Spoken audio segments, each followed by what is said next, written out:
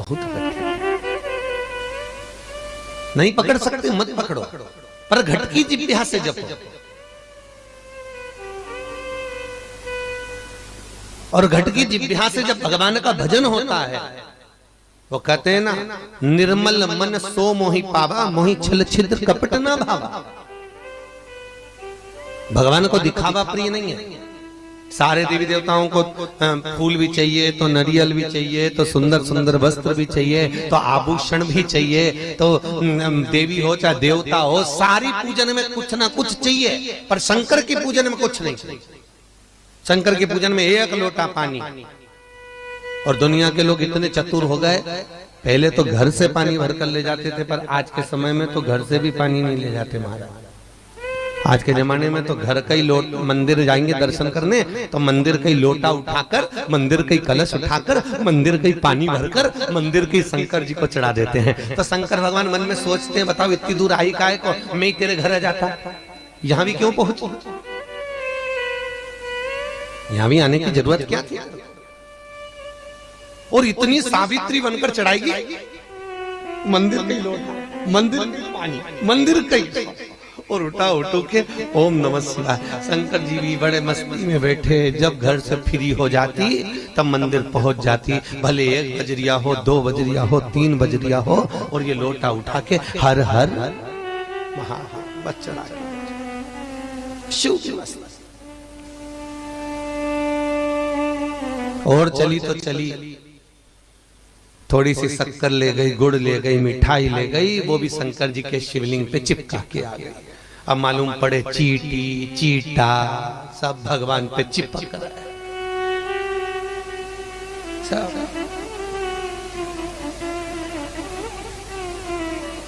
पार्वती जी शंकर भगवान से बोलती हैं, भोलेनाथ ये पूजन करने आती है, सारे चीटी चीटा को चिपका के चली जाती है, तुम कुछ कहते नहीं। शंकर भगवान बोले, बोल के करना क्या है, कोई दूसरी आएगी फिर पानी चढ़ा के चली जाएगी, फिर साफ। अब कोई फिक्स तो नहीं है ना, फिर आएगा। 5 चीजें शंकर भगवान को चढ़ती है, जल, दूध, दही, शहद, घी, शक्कर, पंचामृत की वस्तु। 5 हमारे जीवन को सार्थक करने वाले। दूध भक्ति का प्रतिबिंब है। हमारे घर से रोग, बीमारी, तकलीफ को दूध चढ़ाते ही वो रोग बीमारी समाप्त होने लगती। दही, हमारे परिवार अगर टूट रहा है, हमारा परिवार अगर टूटने की कतार पर है, 2 बेटे 3 बेटे वो भी आपस में झगड़ रहे हैं, माता पिता आपस में झगड़ रहे हैं, बेटे बहुएं आपस में झगड़ रहे हैं, तो दही शिव को जो चढ़ाया जाता है, ये परिवार को जोड़ने का काम करता है। शहद, ये व्यक्ति के जीवन को, समृद्धि को बढ़ाने का प्रयास करता है। घृत, घी, हमारे घर में किसी की चिड़चिड़ वृत्ति हो तो उसको समाप्त करने का कार्य करता है। शक्कर, मिष्ठान, ये हमारे शंकर को इसलिए चढ़ाया जाता है कि हे भोलेनाथ, हमारी जिंदगी में ना जाने कितनी रुकावटें आई, पर मिष्ठान की तरह वो जीवन हमारा सार्थक होता चले जाए। 5 चीजें शिव को समर्पित होती। पंचामृत, पंचामृत और चरणामृत दोनों को लेने का तरीका भी अलग अलग है। आप लोग लेते हैं, कभी मंदिर जाते हैं, पंचामृत चरणामृत, सत्यनारायण की कथा करवाओ, देवी जी के मंदिर में चौकी करवाओ, कुछ भी पूजन पाठ होती है तो चरणामृत और पंचामृत दोनों मिलता है। आप लोग लेते होंगे। जब पंचामृत दिया जाता है तो लेने वाले को भी सोचना चाहिए कि किस तरह से लेना है। जब पंचामृत दूध, दही, शहद, घी, शक्कर जो मिला हुआ रहता है, उसको जब हम लेते हैं तो उसको लेने के बाद में अपने हाथ को हम हृदय से लगाते हैं। किस चीज को लेने के बाद? जम के बोलो, पंचामृत। चरणामृत नहीं,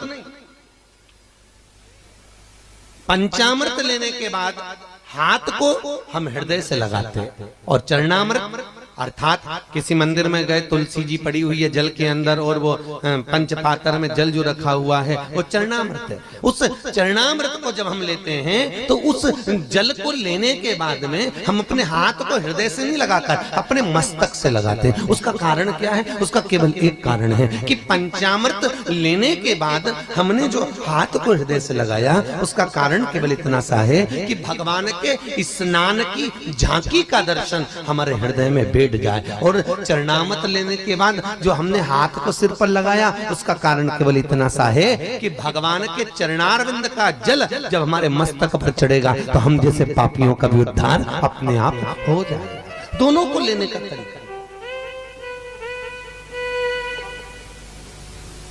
और प्रसाद, कई लोग क्या करते हैं, प्रसाद लेने के बाद हाथ सिर पे रखते हैं। नहीं नहीं नहीं, गलत। बहुत ध्यान देना साहब, बहुत सी चीजें हम अपनी जिंदगी में बहुत गलत करते हैं और फिर भगवान से ये विचार करते हैं कि भगवान हमारा कल्याण क्यों नहीं कर रहा, क्योंकि हम गलत कर रहे हैं, हम गलत धारण कर रहे हैं। वो एक व्रत होता है ना, माताएं करती है संतोषी माता का, उसमें क्या नहीं खाते हैं? जम के बोलो, खटाई नहीं खाते। अच्छा ईमानदारी से बोलो, तुम 16 सोमवार शुक्रवार करे तुमने संतोषी माता के, तुमने 10 शुक्रवार करे संतोषी माता के, और संतोषी माता ने तुम्हारी नहीं सुनी तो तुम जगत में कहोगी बताओ माता जी के हमने तो व्रत करे और माता जी ने हमारी नहीं सुनी। पर तुमने व्रत करे तो करे कैसे? तुमने धारण तो करा कि शुक्रवार को खट्टा नहीं खाना है, पर संतोषी माता के व्रत को तुमने अच्छे से धारण नहीं करा। तुमने उसमें पढ़ा कि खट्टा मत खाओ, पर संतोषी माता के व्रत को अगर अच्छे से धारण करोगी, गणेश जी की बेटी है संतोषी, और संतोषी के व्रत को अगर तुम अच्छे से धारण करोगी तो सबसे पहला प्रसंग आता है कि खट्टा मत खाओ, और साथ में यह भी याद रखो कि खट्टा मत बोलो। अब मालूम पड़े शुक्रवार का व्रत रख लिया, खट्टा नहीं खाऊंगी, खट्टा नहीं खाऊंगी, और सबसे झगड़ा करती फिर रही, जरा जरा सी बात में लड़ रही, जरा जरा सी बात में खट्टा बोल रही, तो व्रत लगेगा? अरे बोलो तो जी जियो, अरे बोलो अच्छे से, लगेगा? व्रत का फल मिलेगा? नहीं। और जगत में कह रही मैंने तो व्रत भी करे पर फायदा नहीं हो रहा, मैंने तो व्रत भी करे कोई लाभ नहीं हो रहा, तो भगवान भी बोले लाभ कहां से होगा? खट्टा खाया नहीं पर खट्टा बोला तो, और खट्टा अगर बोल दिया तो लाभ क्या होगा? उसका भाव। अब शंकर जी की बात लेके आ जाए तो शंकर जी के मंदिर में गई, वहीं का लोटा, वहीं का पानी, वहीं का महादेव उठा उठा के चढ़ा रही है, तो तेरे को कोई फायदा होगा? अरे बोलो तो जरा जम के। लोटा बेचारा वो कलश किसी दूसरे का, पानी किसी दूसरे ने भर के रखा बाल्टी में, तो कहोगे महाराज जी वो चढ़ाने के लिए तो रखा था, तो था तो दूसरे का, मेहनत किसी दूसरे ने करी, बिजली चालू करके लाइट वाले के बिल बनाकर उसने पानी भरा, दूसरे का पानी, दूसरे का कलश, और तुम बड़े प्रेम से उठा के चढ़ा दोगी तो तुम्हें कोई फायदा मिलेगा? कई माताएं बड़ी चतुर होती है, कोई पीपल का पेड़ का पूजन हो, कोई आंवले का पूजन हो, कोई बड़गद का पूजन हो, किसी भी देवी देवता का पूजन करने, थाली लगी लगाई मिल जाए, किसी की लगी लगाई थाली मिल गई, रोली कुकू हल्दी मोहंदी सब और सब उठा के सब चढ़ाया, और बेचारी जिसकी थाली थी थोड़ी देर बाद वो आई तो आके देखा तो सब गायब हो गया, सब और पूज भी रही थी, यहाँ सामान रखा था बताएंगे तो कि वो इकाई थी लीलाबाई, सब चढ़ा के चली, सब चढ़ा। लाभ किसको हुआ? बोलो जम के, जिसने चढ़ाया उसको कि जिसकी थी उसको। अच्छा जम के बोलो जरा, यहां तक आवाज आना चाहिए। जिसकी थी उसको लाभ, उसको लाभ।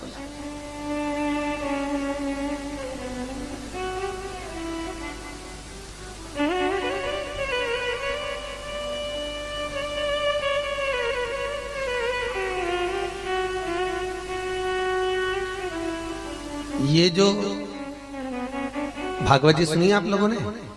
अरे बोलो तो जम के, ठीक है। ये कंस कौन था पुराने समय में? तुम अभी तो बोली, हमने सुनी। कंस कौन था पुराने समय में?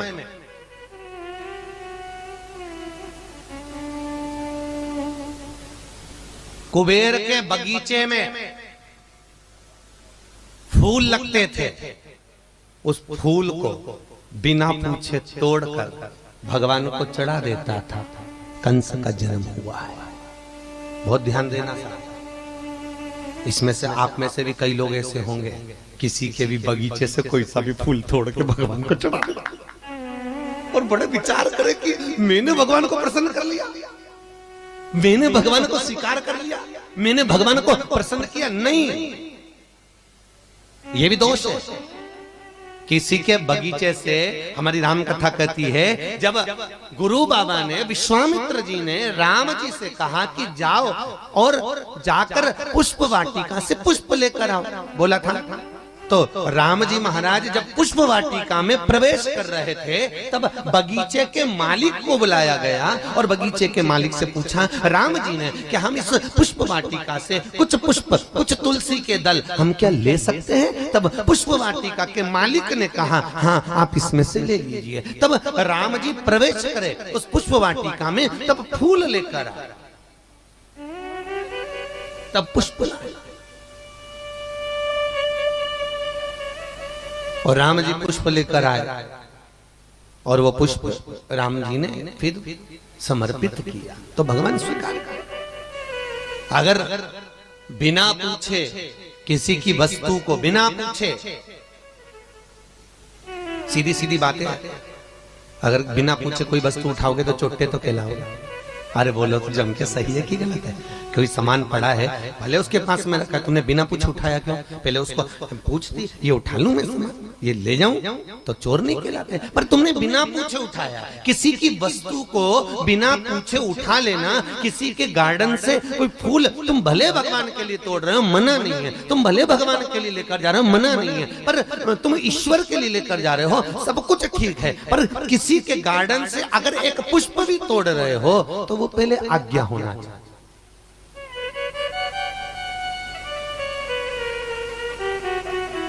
पहले शंकर के मंदिर से राजा श्वेत को बिना पूछे लेकर जा रहे थे, तो शंकर भगवान ने उसका संहार कर दिया, यमराज को मार दिया, मौत को मार दिया। तो आप क्यों किसी के गार्डन से फूल तोड़ा? आप क्यों किसी की वस्तु को उठाइए?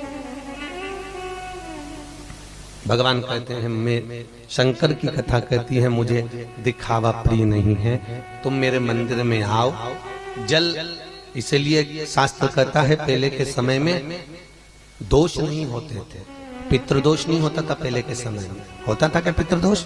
नहीं। पहले किसी की भी पत्रिका किसी ज्योतिषाचार्य को दिखाओ, किसी की भी पत्रिका किसी पंडित जी को दिखाओगे ना, तो पहले की पत्रिका में काल सर्पदोष होता था, ना पहले की पत्रिका में पितृ होता था। तुम कितनी भी पत्रिका दिखा लो, तुम किसी भी ज्योतिषाचार्य को पुराने समय में जो पत्रिकाएं थी उनका वर्णन किया, उनको दिखाइए, उसमें कोई दोष दिखता ही नहीं था, उसमें कोई दोष नजर ही नहीं आता था, उसमें कोई दोष दिख ही नहीं पाता था। अगर उन पत्रिकाओं को देखा जाए तो, और पुरानी पुरानी माताएं बैठी हैं यहाँ पर, वृद्ध माताएं भी बैठी हैं, वृद्ध लोग भी बैठे हैं, ईमानदारी से बोलना, पहले आपने किसी को पत्रिका दिखाई हो बुढ़ापे में, जब युवानी अवस्था में, अभी तो आपकी वृद्ध अवस्था, युवानी अवस्था में अगर बचपन में आपने दिखाई होगी, तो किसी ने नहीं कहा होगा कि इसमें पितृदोष है, किसी ने नहीं कहा होगा कि इसमें काल सर्पदोष है। वो काल सर्पदोष अभी 20, 25, 30 साल से चालू हुआ, वो पितृदोष अभी 25, 30 साल से चालू हुआ। उसका कारण क्या है? ये दोनों दोष क्यों आ रहे हैं? उसका कारण क्या है? उसका केवल एक कारण है कि पहले के लोग शंकर के मंदिर में जाते थे तो घर से पानी को भरकर लेकर जाते थे, तो घर का जो परिंदा, परिंदा जानते हो, मटका, हंडा, जिसमें अपन पानी भरते, टंकी, मटका,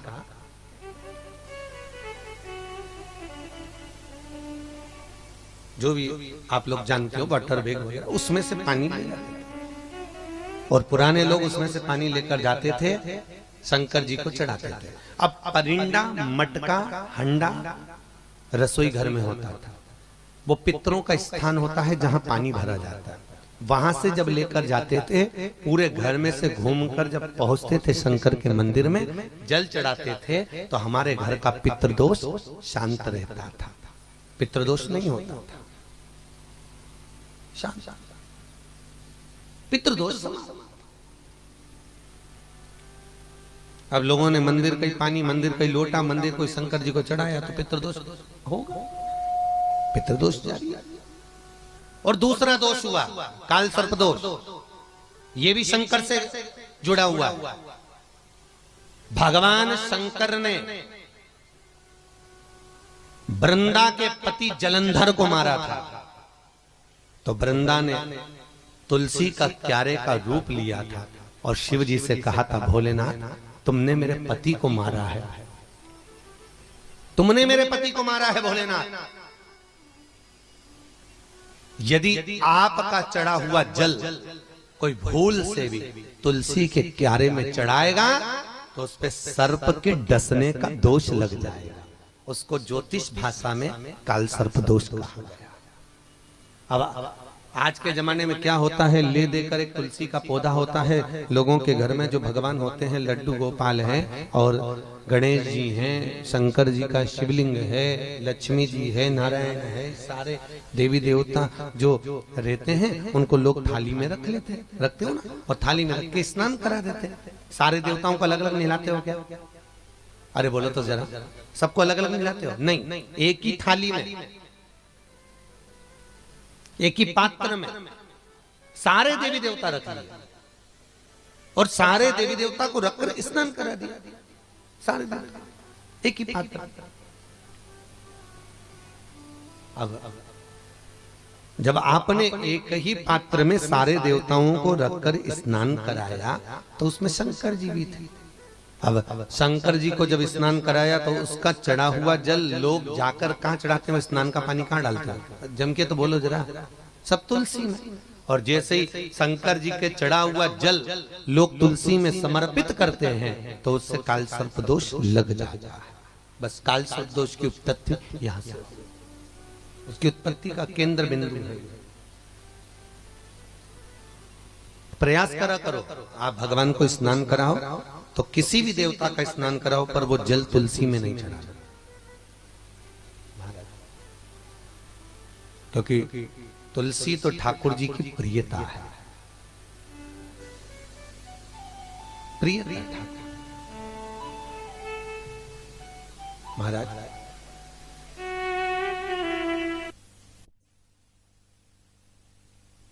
स्वयं ठाकुर के प्रति समर्पित होते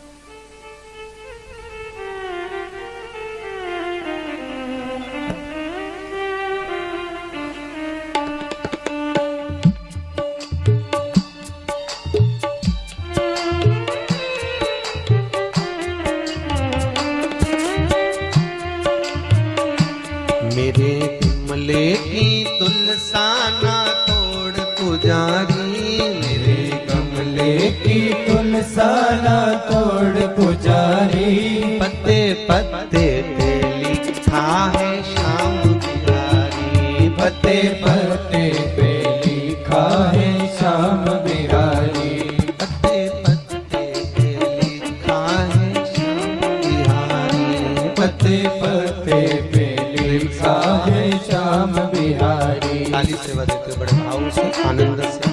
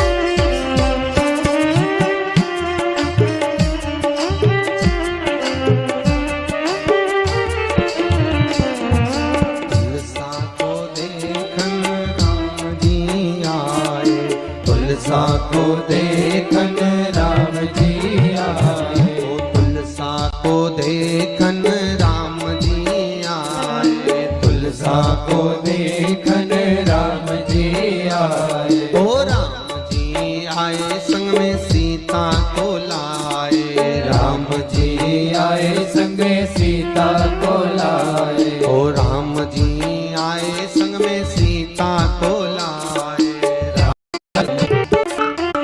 आए तुलसा को जाओ। भगवान विष्णु जब युद्ध करने गए तो हार गए शंकर के गणों से, तो बड़ी गिलानी हुई कि मैं हारा क्यों। इतनी गिलानी आज शिव के सम्मुख में नारायण को ही, तो नारायण ने लक्ष्मी से कहा, लक्ष्मी मैं हार गया, मुझे दुख है इस बात पर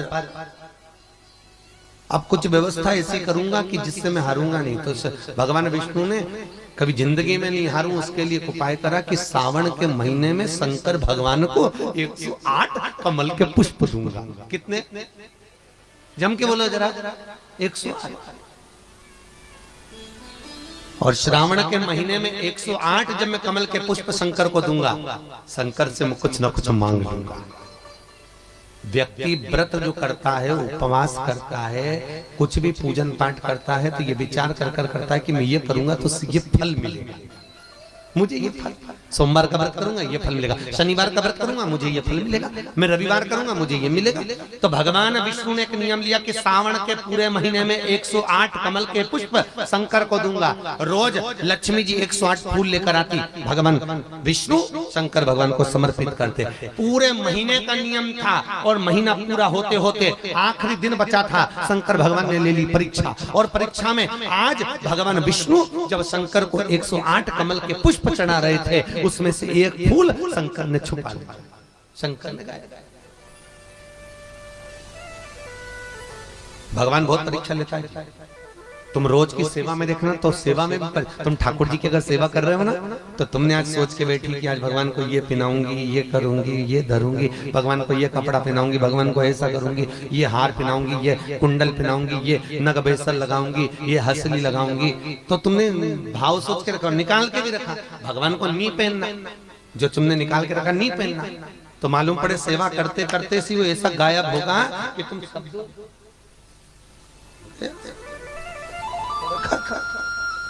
पूरी सब दूर ढूंढ लोगे, भगवान को नहीं पहनना।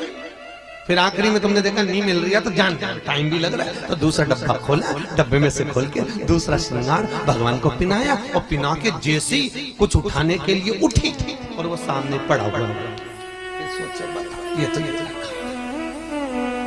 ये सामने भगवान को नहीं पहनना, भगवान परीक्षा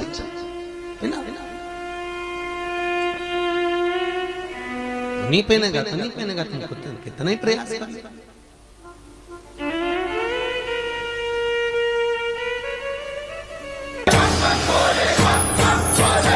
जय श्री कृष्णा, जय श्री कृष्णा। सास बहू में बड़ा प्रेम था, दोनों एक मिनट भी दोनों रहती नहीं थी। कथा में जाए तो दोनों साथ, सत्संग में जाए तो दोनों साथ, मंदिर जाए तो दोनों साथ, रोटी खाए तो दोनों साथ, घूमने जाए तो दोनों साथ, मॉल जाए तो दोनों साथ, घूमने कहीं पे भी जाए दोनों साथ, दोनों में प्रेम। एक दिन सास के पियर वालों ने कहा, जीजी चल अपन काशी चल रहा है। तो जीजी बोली चल तो चलूंगी, पर मेरी बहू के भी लेके चलूंगी। तो कहनी बहू के नहीं ले जाए, अपन तो सब डोकरा डोकरा जा रहे हैं, बुड्ढे बुड्ढे जा रहे हैं, सब डोकरी डोकरी और बुड्ढे बुड्ढे, नए कपल को नहीं ले जाएंगे, नहीं नहीं नहीं मैं बहू के बिना नहीं जाऊंगी खूब। तो भाई ने कहा, बहन पियर वालों के साथ चलना है तेरे को, हम अभी बहू बेटाओं को नहीं लेके जा रहे, हम बूढ़ा बुढ़े लोगों को ले। अब सास मना कर दी, पर भाई नहीं माना। तो सास आंख में आंसू भरकर बहू से बोली, बेटा तेरे मामा ससुर मुझे ले जा रहे हैं। तो बहू बोली, मम्मी मैं भी चलूंगी तुम्हारे साथ, मैं भी। मना करा, सास ने समझाया, बहू की आंख में आंसू थे, ठीक है मम्मी अब नहीं मानते, जाओ। माने, चलने की तैयारी करी, ताला माला लगाया, चली। ट्रेन में बैठी, जैसी ट्रेन चल दी, सास ने चाबी का गुच्छा देखा, तो उसको लगा चाबी तो अलमारी में लगी की लगी रह गई। बापड़ी वह सास के काशी निभाए। जब जब किसी मंदिर में जाए तो चाबी का गुच्छा ही दिख जाए।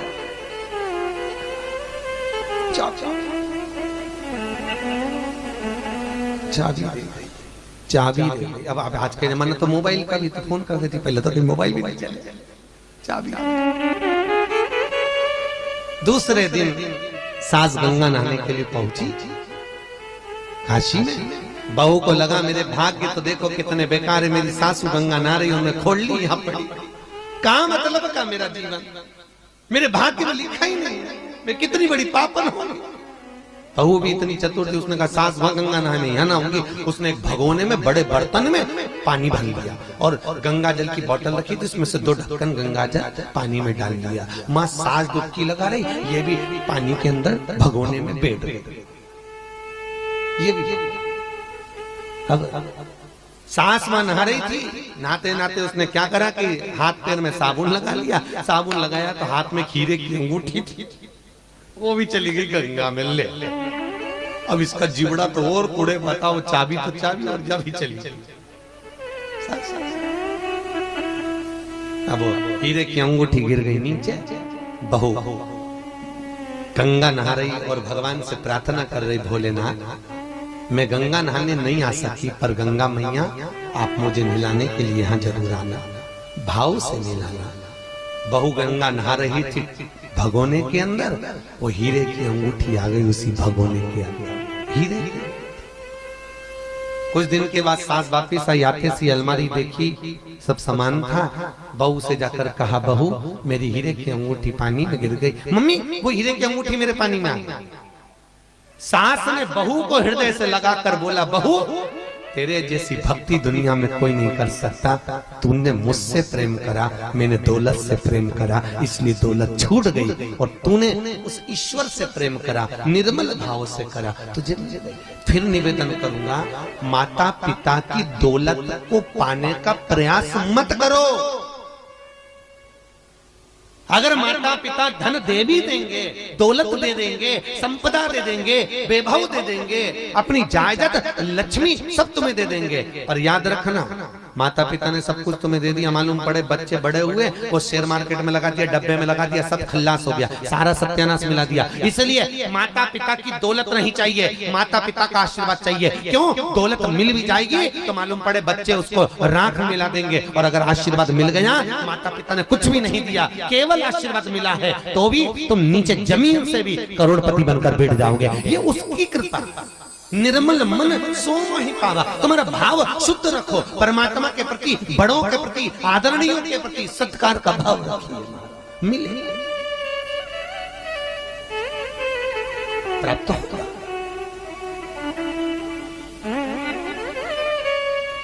महाराज कमल का पुष्प कम पड़ गया। देव ऋषि नारद ने कहा, क्या बात है नारायण, आपकी आंखों में आंसू, चिंता? और चिंता नहीं होना कभी जिंदगी में, तो काहे का चिंता करना, क्या होगा? आग लगे बस्ती में अपन रहो, बोलो जम के मस्ती में, क्या किसको रोइए, चादर तान के सोइए, क्या करना अपन को चिंता कर करके। और सबसे कई कथाकार कहते हैं बुढ़ापा बेकार होता है, पर शिव महापुराण कहती है बुढ़ापे जैसा कोई सुख नहीं होता। बुढ़ापा कभी बेकार नहीं होता, बुढ़ापे जैसा तो सुख नहीं। श्री कपिल जी महाराज ने माता देवहूति को ज्ञान दिया, आपने भागवत जी में सुना होगा कपिल गीता। कपिल गीता में स्वयं कपिल जी महाराज माता देवहूति से करें, माँ तू कहती है मैं बूढ़ी हो गई, काय की बूढ़ी? माँ बुढ़ापा एक ऐसा होता है जिसमें परमात्मा के मिलन की आस बढ़ जाती है। माँ कहती है मेरे पाँव से चला नहीं जाता। कपिल जी महाराज कहते माँ बहुत अच्छा करा भगवान ने जो पाँव से चला नहीं जाता। भगवान कहते दुनिया में खूब घूम ली, अब कहीं मत जा, मेरे मंदिर में बैठी रही। माँ ने कहा बेटा मेरी आंख से दिखाई नहीं देता। कपिल महाराज कहते देखने की जरूरत क्या है? भगवान कहते तूने संसार बहुत देख लिया, अब अपने भीतर झांक कर देख कि तेरा जीवन क्या। माँ कहती है बेटा मुझे बुढ़ापे में सुनाई नहीं देता। भगवान कपिल जी महाराज कहते माँ बुढ़ापे में अगर सुनाई नहीं देता तो जगत की बहुत सुन ली, बहुत सुनी। इस कान को तो डस्टबिन का डब्बा बना के रखा था, जो आता था कचरा पटक के जाता था। पड़ोसन आई किसी की निंदा कर गई, वो आई किसी की निंदा कर गई, तो यहाँ लिख दो डस्टबिन, नीचे लिख दो यूज मी, कचरे का डब्बा, कानों को कचरे का डब्बा। माँ जगत की बहुत सुनी, आप यही सुनना, अब अपने हृदय चित्त की सुनो। और माँ कपिल देवता से कह रही है, बेटा बुढ़ापे में मेरा हाथ कपे, शरीर कपे, तो कपिल जी महाराज कह रहे, माँ बुढ़ापे में हाथ पैर इसलिए कपता है कि माला पकड़ोगे और माला का एक मन का जो गिराओगी राम राम कहकर, तो मन का 2-3 एक साथ गिर जाएगा, तो भगवान 2-3 का लाभ एक साथ दे देगा। बुढ़ापे तो हाथ में धूजे तो 2-3 गिर जाएगा। क्यों? बुढ़ापा बुरा नहीं है, बुढ़ापे जैसा सुख है। पर दुनिया के लोग बुढ़ापे को बड़ा दुख, क्या करे महाराज, कमर साथ नहीं दे रही, तो डोकरी काहे इधर उधर घूम रही, भजन कर। क्यों?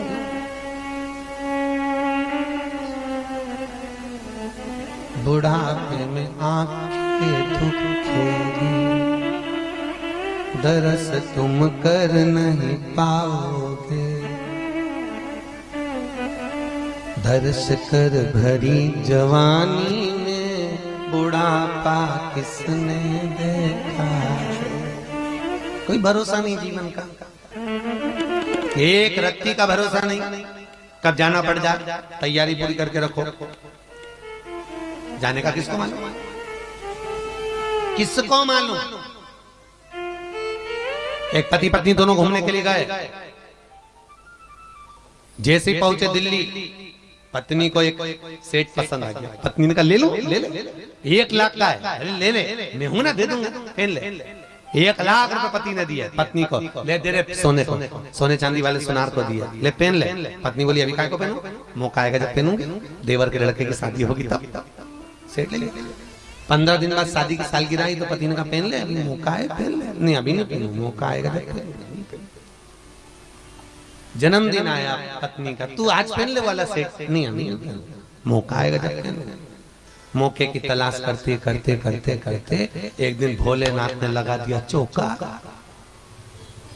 आ गया मौका, अर्थी पे पड़ी थी, पति रो रिया था, रोते रोते अंदर गया, सेट उठा के लाया, पत्नी को पिनाने लगा, मित्र कह रहे, दोस्त कह रहे, अरे इतना महंगा सेट है, इसको क्यों पिना रही, तो मर गई। पति कहता है, मैं रोज कहता था पेन ले पेन ले पेन ले, हमेशा कहती थी मौका आन दो, मौका आन दो, मौका आन दो, ले आ गया मौका, लगा दो चौक, ले आ गया मौका, ये पड़ी पड़ी, हमेशा कहता पेन ले पेन ले, नहीं।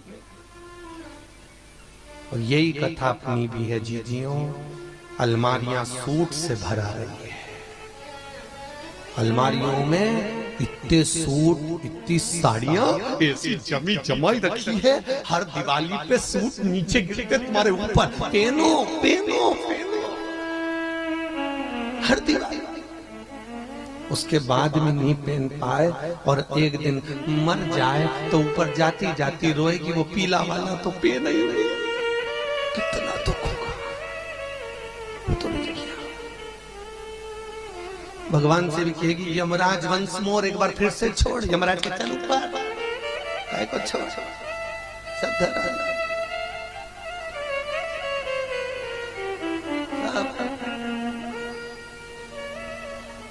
क्या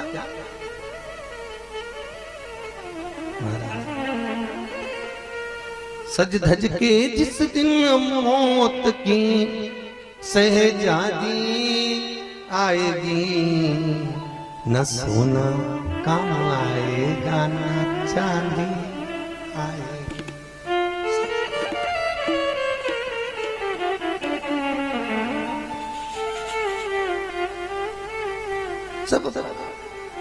सब रोएंगे, नैनों से नीर बहाएंगे, एक सूट पिना के साड़ी पिना के,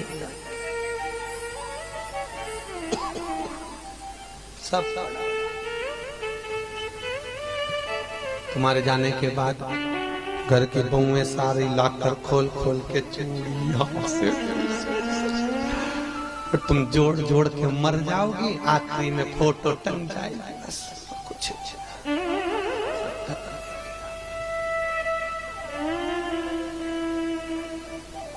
घर के लोग इतना बड़ा फोटो लगाकर कंडा जलाकर, कंडा बोलते क्या बोलते, कंडा जला के शक्कर घी छोड़ेंगे, धूप छोड़ेंगे 16 श्राद्ध में।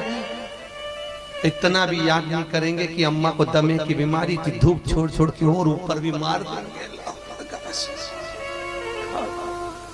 और पंडित जी से कहेंगे महाराज एक गुलाब जामुन ले लो, हमारी सास को अच्छी लगती थी। सास ऊपर से सोचे कि हमारे भूखी मार दी और पंडित के गुलाब जामुन ठुसा रहा।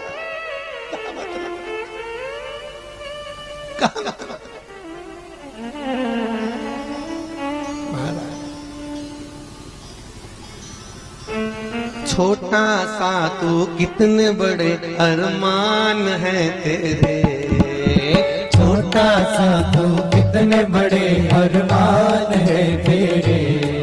ओ छोटा सा तू कितने बड़े अरमान है तेरे, छोटा सा तू कितने बड़े अरमान है तेरे। ओ मट्टी का तू सोने जैसा मान है तेरे, मट्टी का तू सोने जैसा मान है तेरे। ओ मट्टी का तू